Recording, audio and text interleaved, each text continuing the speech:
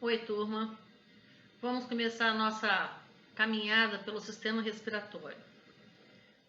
A função do sistema respiratório é facultar ao organismo uma troca de gases com o ar atmosférico, assegurando permanente concentração de oxigênio no sangue, necessária para as reações metabólicas, e, em contrapartida, servindo como uma via de eliminação de gases residuais que resultam dessas reações e que são representados pelo gás carbônico.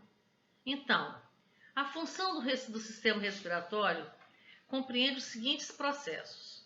A gente tem essa passagem do ar atmosférico através das vias respiratórias até alcançar os alvéolos pulmonares, a passagem do oxigênio alveolar para o sangue, o transporte do oxigênio pelo sangue e sua distribuição por todo o organismo, a utilização do oxigênio nas células, a produção do CO2, o transporte do CO2 pelo sangue, a passagem do CO2 do sangue para os alvéolos pulmonares e, finalmente, a expulsão do ar para fora dos pulmões. Então, é toda uma sequência que é oriunda dessa passagem do ar, correto?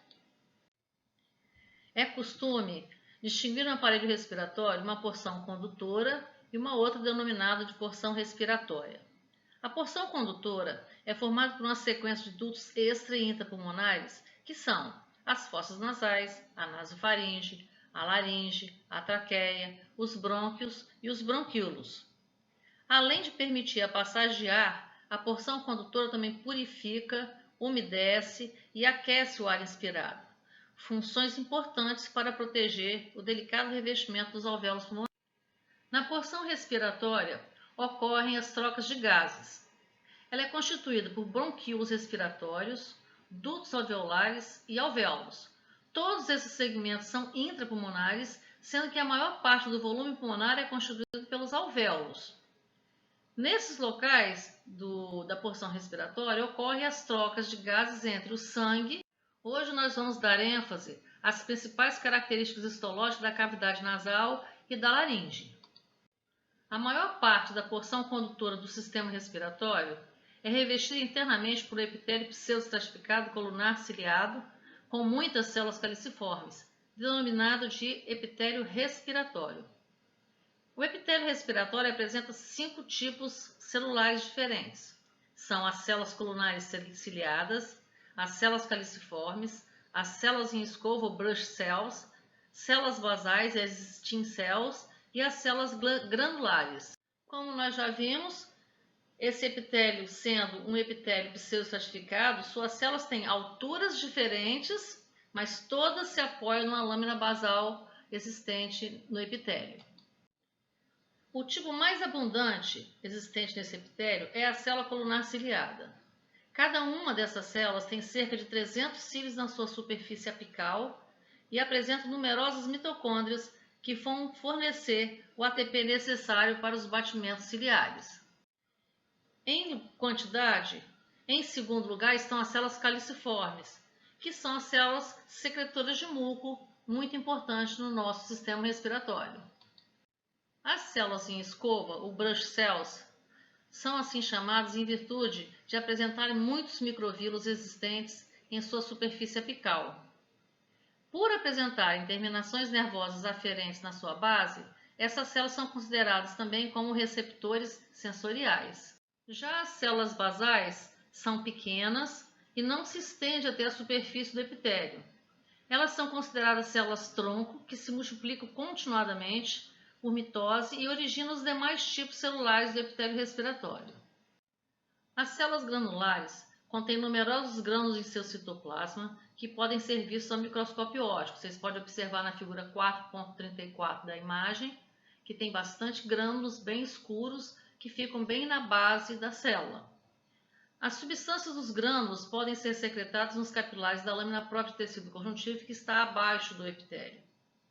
Estudos histoquímicos mostraram que as células granulares pertencem ao sistema neuroendócrino difuso e sua função não está bem definida ainda.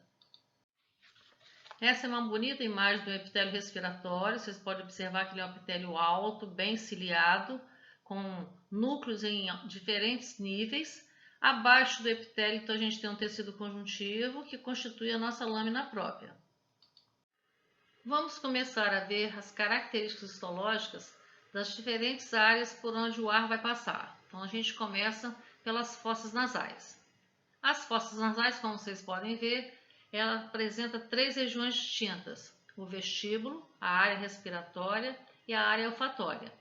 Cada área dessas é revestida por uma mucosa que tem características próprias, tem o seu tipo de epitélio específico, suas características que são específicas para cada área. O vestíbulo é a porção mais anterior e dilatada das fossas nasais. Sua mucosa é a continuação da pele do nariz, porém, o epitélio estratificado pavimentoso da pele logo perde sua camada de queratina. Nessa região, a gente tem presença de pelos curtos, que são denominados vibriças, que junto com a secreção das glândulas sebáceas e sudoríparas existentes no vestíbulo, constitui uma barreira à penetração de partículas nas vias respiratórias. A área respiratória compreende a maior parte das fossas nasais. Ela é recoberta por um epitélio respiratório e apresenta glândulas mistas, serosas e mucosas. Assim como no vestíbulo, a secreção produzida por essas glândulas e também pelas células caliciformes do epitélio respiratório forma uma lâmina sobre o epitélio que prende micro-organismos e partículas. A área olfatória é uma região situada na parte superior das fossas nasais, responsável pela sensibilidade olfatória. É revestida pelo epitélio olfatório, que contém os quimiorreceptores da olfação. O epitélio olfatório é um neuroepitélio colunar pseudoestratificado, formado por 3 tipos celulares: as células de sustentação, as células basais e as células olfatórias. As células de sustentação, sinalizadas pelo número 1, são prismáticas, largas no seu ápice e mais estreitas na sua base, e apresentam microvírus. As células basais, numeradas com 2, são as células tronco, as stem cells, do epitélio olfatório. As células desse epitélio renovam-se constantemente. As células olfatórias do número 3 são neurônios do tipo bipolar. Suas extremidades voltadas para a cavidade nasal, os dendritos, apresentam dilatações de onde partem 6 a 8 cílios imóveis que contêm quimiorreceptores excitáveis pelas substâncias odoríferas. Os cílios ampliam enormemente a superfície receptora. Os axônios desses neurônios, indicados na imagem pelo número 4, nascem na porção basal desses neurônios sensoriais e reúnem-se em pequenos. Como vocês podem observar nessa imagem, o conjunto dos feixes de axônios atravessa o osso, estabelece sinapse com outros neurônios, cujos axônios se dirigem para o sistema nervoso central, em forma do nervo olfatório. Aqui vocês têm uma imagem bonita do epitélio olfatório visto ao microscópio óptico. Saindo da cavidade nasal, caminhamos para a faringe. Com relação à faringe, temos a nasofaringe, que é revestida por epitélio do tipo respiratório, e a orofaringe, onde o epitélio é estratificado pavimentoso.